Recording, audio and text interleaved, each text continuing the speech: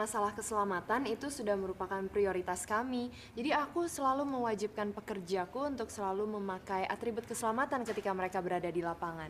Oh, memang atribut apa aja yang digunakan oleh para pekerjanya, Fen? Atribut standar itu ada 3, yaitu helm, sepatu boots, dan juga sarung tangan. Memang atributnya hanya 3.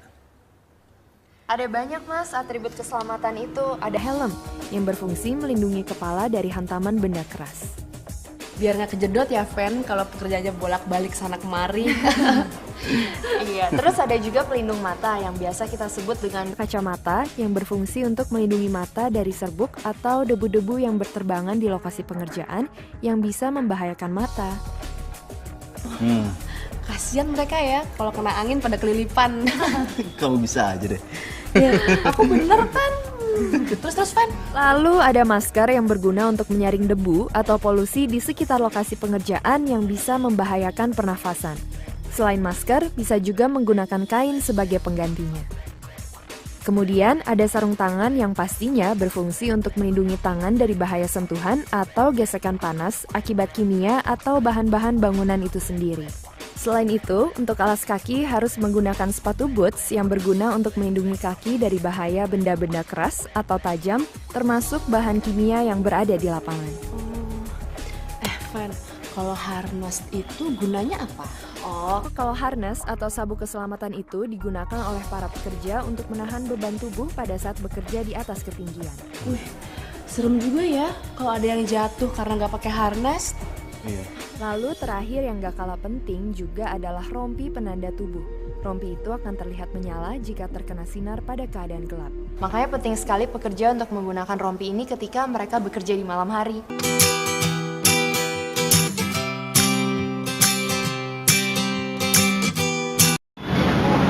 Nah, sekarang saya lagi ada dalam pembangunan.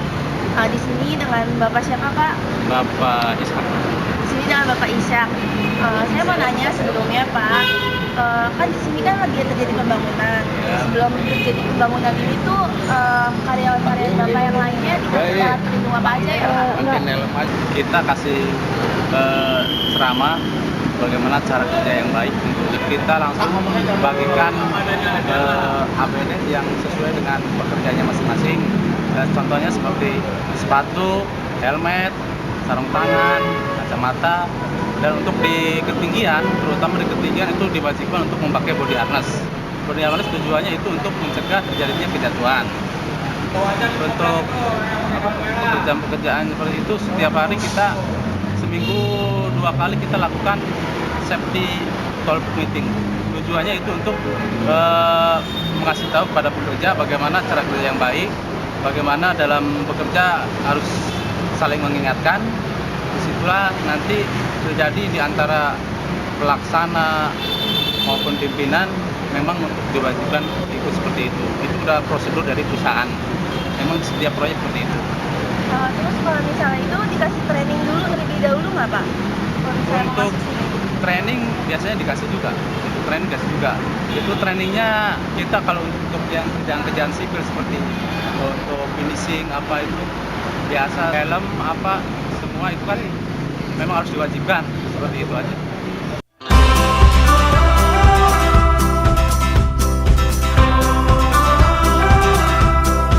Kerja dalam bekerja tidak aman, kita stop dulu, kita kasih tahu apa yang harus diperbaiki gitu.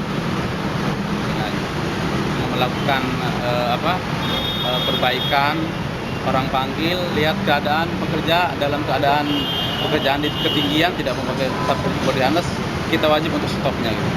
Kalau misalnya ini kan berjalannya kadang malam ya, Pak. Kalau misalnya malam itu sampai jam berapa ya, Pak? Terus kalau malam itu lebih dikasih alat pengamannya apa lagi? Untuk malam, terutama malam, pekerjaan sampai jam 10. Itu terutama untuk penerangan. Untuk penerangan diutamakan. Dan pengawasan lebih diperketat.